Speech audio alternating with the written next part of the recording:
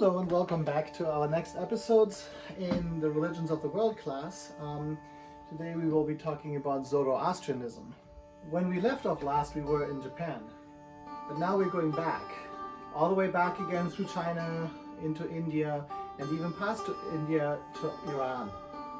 That's the place where we will meet Zoroaster. Some people think that Zoroaster was a contemporary of Cyrus the Great.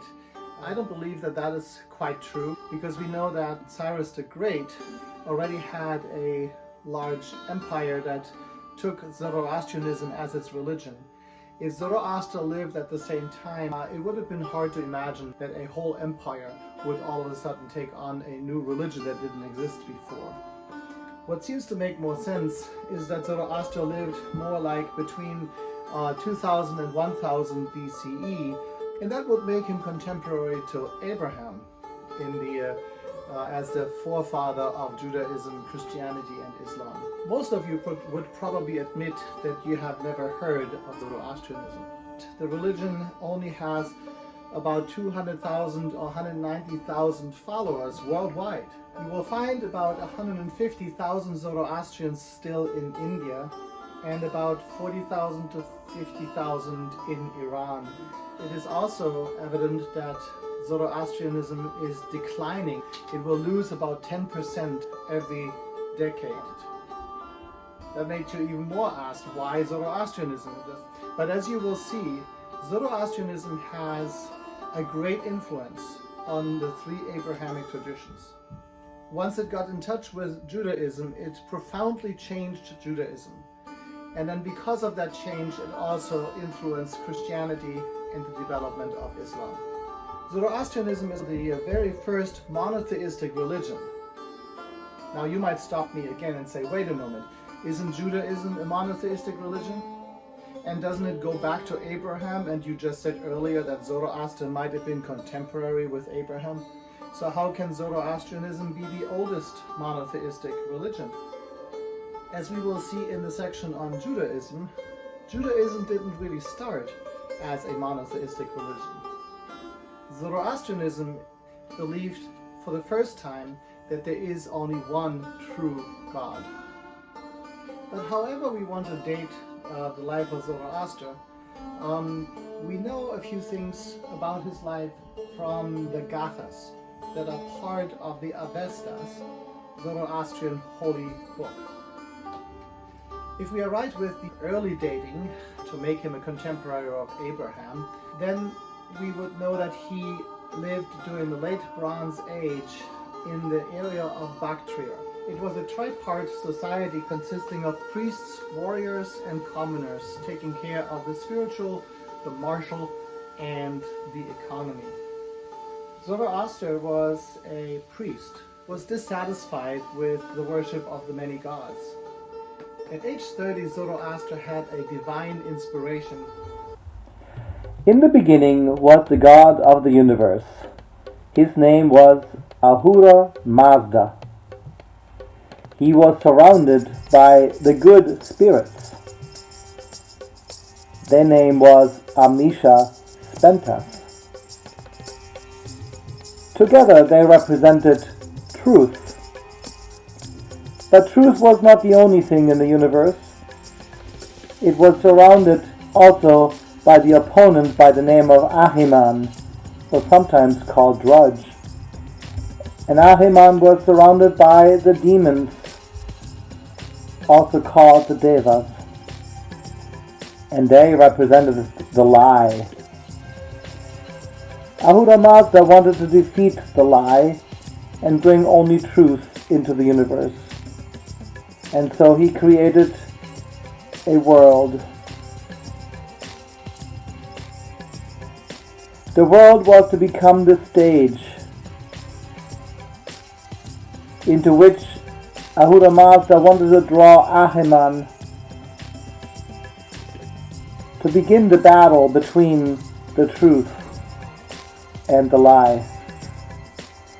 But there must be a reason for Ahiman to come onto the stage, and so Ahura Mazda created people. .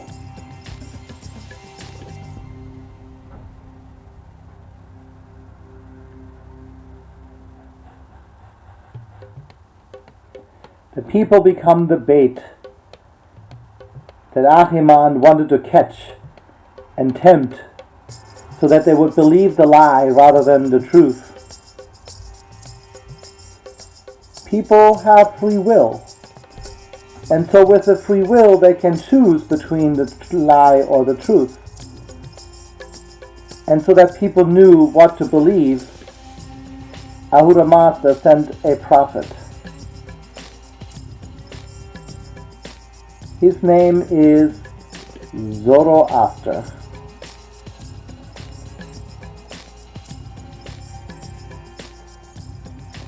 Zoroaster teaches people that they should have good thoughts, good words, and good deeds.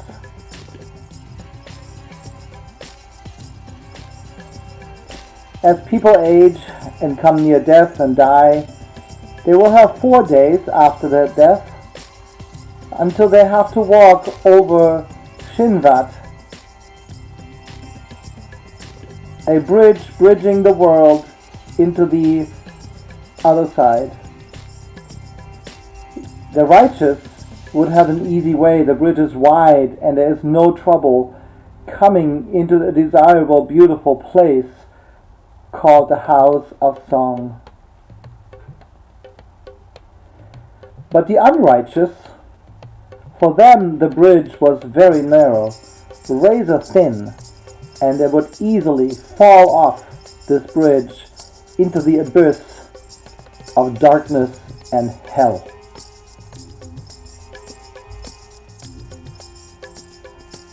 Life goes on for 1,000 years, after which Ahura Mazda decided to send Zoroaster again to remind the people of what they should follow, that they should follow truth and not the lie.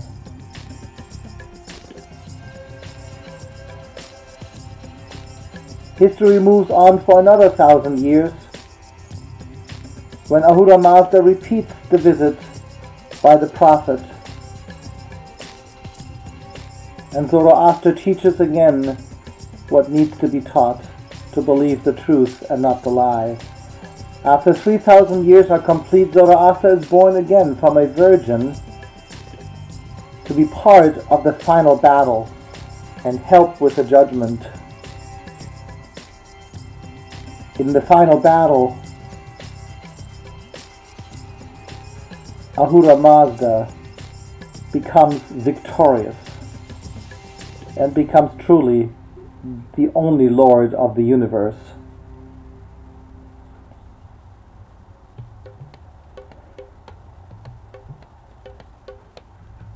He defeats Ahiman and Drudge,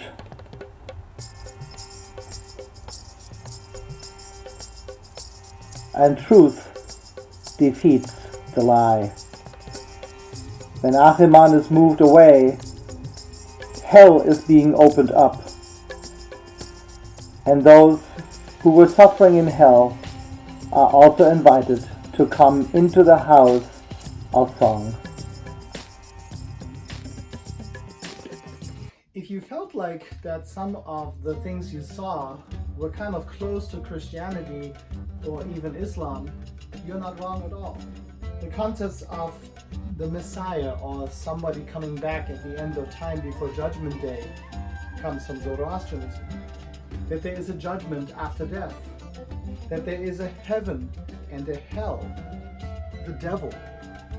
All these concepts only came about after Zoroastrianism came in contact with Judaism. After the vision, Zoroaster walked around Bactria trying to teach the people about his new insight for about 12 years, but nobody wanted to know anything about it.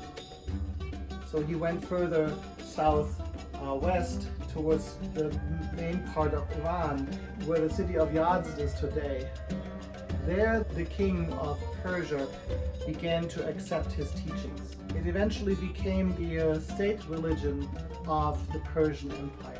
Zoroastrianism grew to great prominence in the Achaemenid Empire from 550 to 330 BCE. When that was defeated by Alexander the Great, it became still part of the Parthian Empire around the year 1. And then again it became very large in the Sassanid Empire that was eventually defeated by Islamic invasion in 633 CE. When Muslims came into Persia and took over more and more of the Persian Empire, Zoroastrianism was pushed away too, and many people were forced to convert to Islam. A lot of Zoroastrians escaped to India, and only a small portion remained in Iran. Even though Iran today is a Muslim country, it still has its Zoroastrian roots. Even the Iranian parliament has still a seat for a Zoroastrian. The symbol for Zoroastrians is the fire. Fire symbolizes warmth, life, it symbolizes light. It is a symbol for Ahura Mazda, for the heavenly beings. It's interesting to think about it that way because most of us are probably thinking about hell as being a place of fire. That would definitely not be the idea in Zoroastrianism. In Zoroastrianism, hell is a horrible place, a place of coldness, a place of darkness. It is not connected with fire. As fire is such an important symbol in Zoroastrianism, there are fire temples. An important temple is in Yazd in Iran, which is the center of Zoroastrianism today. There are fire temples everywhere where the flames are supposed to be burning forever. Zoroastrians believe in a good conscience. Zoroaster teaches that people should have good thoughts, good words, and good deeds. Zoroastrians usually worship individually, not necessarily in a holy place.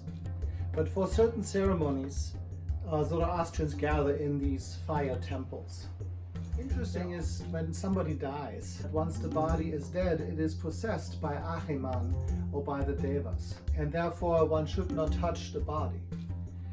During that 3-day period when the soul is still around the body, there is a period of time when the family can say goodbye to the body, but then the body is taken to a so-called dakma, a tower of silence. Zoroastrians do not practice cremation because the fire, which is a symbol for God, cannot touch this body that is possessed by Ahriman.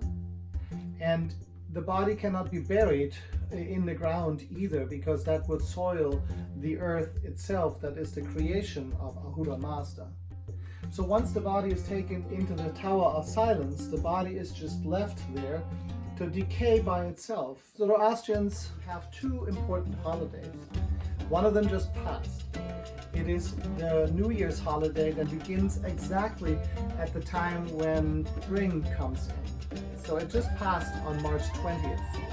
That holiday is called Nowruz and is connected with many wonderful traditions.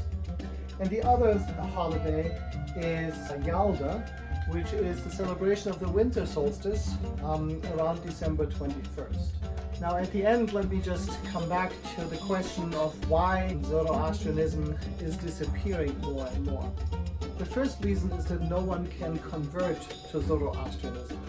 You have to be born into it. And the second difficult thing is that Zoroastrians have to marry another Zoroastrian.